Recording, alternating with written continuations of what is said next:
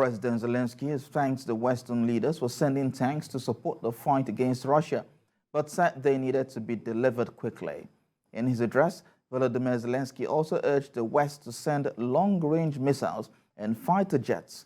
His comments is coming shortly after the US and Germany announced they would send Abrams and Leopard tanks to Ukraine. We have details in this report. President Volodymyr Zelensky has praised the commitment of his allies to provide large quantities of tanks quickly, just as the United States confirmed plans to arm Ukraine with dozens of battle tanks in its fight against Russia. President Joe Biden made the announcement in the White House, confirming the United States will send 31 M1 Abrams battle tanks to Ukraine.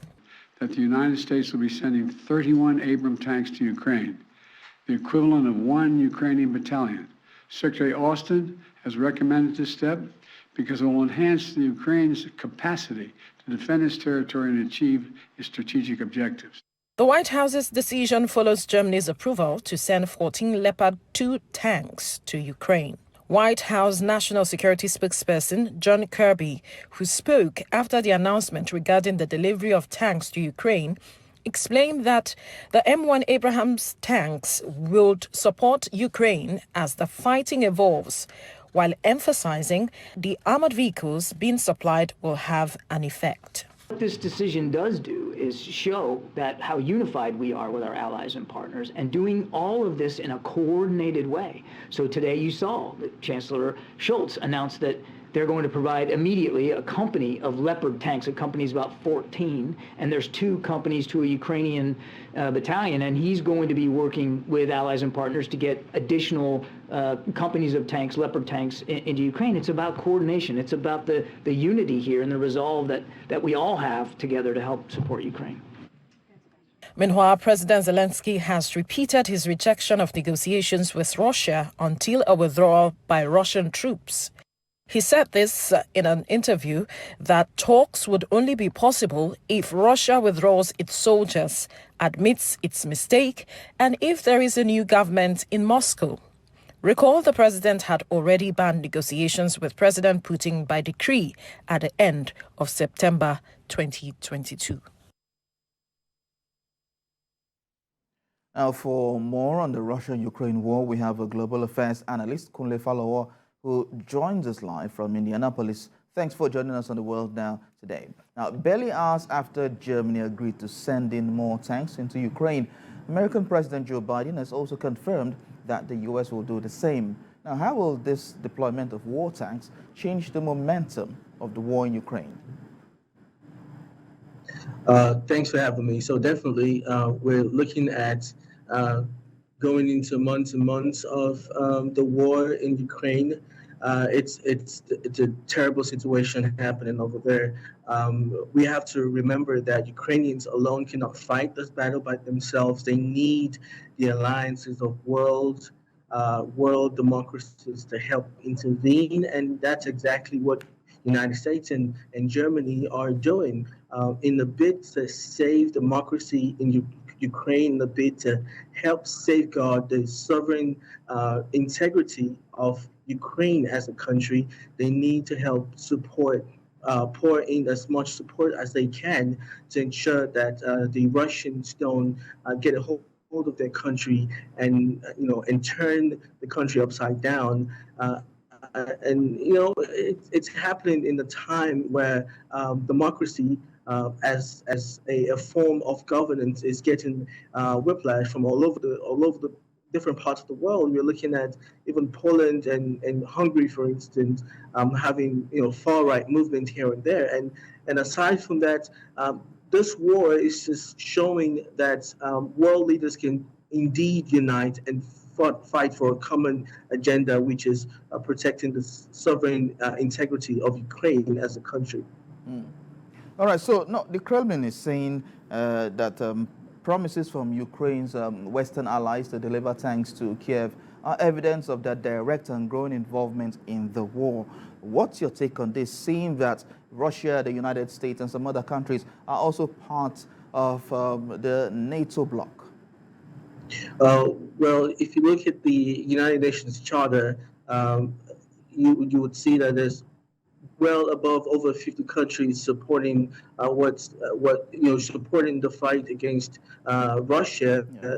They're very strongly backing the Ukrainians and cheering them on to help secure their country. That tells you that there's an overwhelming support for the Ukrainians. And if the Russians, I mean, Vladimir Putin is saying that encourages more escalation when Germany and world countries like United States are supporting the Ukrainians. It means that they might probably want to escalate. Well, I beg to differ because there's some purported news going around that Russians are getting supplies from Iran, world countries like Iran and North Korea. They're getting drones from them in a bid to continue to fight the war. So there isn't any moral justification to say that from Mr. Putin. However, uh, fighter jets are still necessary, they're still needed, and there's still more that is coming. And a lot of countries are promising that they will continue to support what's going on in Ukraine to help them solidify their offense and help them secure their country going forward. Because if there isn't any diplomatic reason to sit down and come up with a resolution, unfortunately, there'll still be continuing to fight, and Ukrainians will continue to defend their territory. So Ukraine has described Russia's latest wave of missile attacks on its soil as cruel and a strategic failure. What should the global communities be doing in bringing an end to this war? Well, they're already doing what they're supposed to be doing. It's all in total support of Ukrainians as far as fighter jets and armored tanks and military support and trainings and drones and all of the necessary things that they will use to protect themselves against the harsh fighting and harsh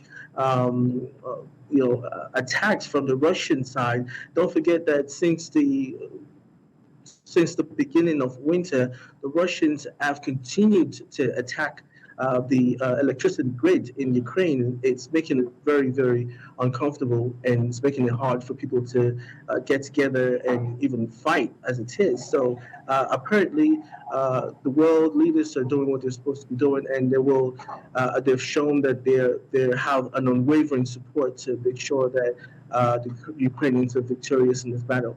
But if you're saying world leaders are doing what they're supposed to be doing, is this not also aggravating the war? Because Russia still feels like the world is against it, and it's doing what it's supposed to do to Ukraine at this point, so as to stop Ukraine from getting a slot in NATO.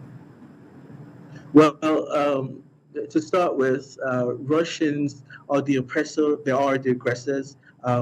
If they wanted to be civilized members of world economy and world countries, there are ways to come about and have a diplomatic dialogue that would necessitate unnecessary deaths and destructions of lives and property on both sides. However, Mr. Putin has decided to take the highway and the high road and decided to go to a full-fledged war. This has been going on since 2014, since the annexation of Crimea. It is not even to say that the Russians are not even getting support from other countries. They have sympathizers from Iran and North Korea and some other countries who aren't, are not even supporting the Ukrainians, and they haven't even, voiced their support. But underneath, they're having secret meetings with Vladimir Putin. So yes, they are also getting support, but the overwhelming support, and that's the catchword, the overwhelming support is going to the Ukrainians because, again, this is the battle for democracy and most importantly, the sovereign integrity of a country like Ukraine. Global Affairs Analyst Kunle Falowo, thank you very much for talking to us. My pleasure. Thank you.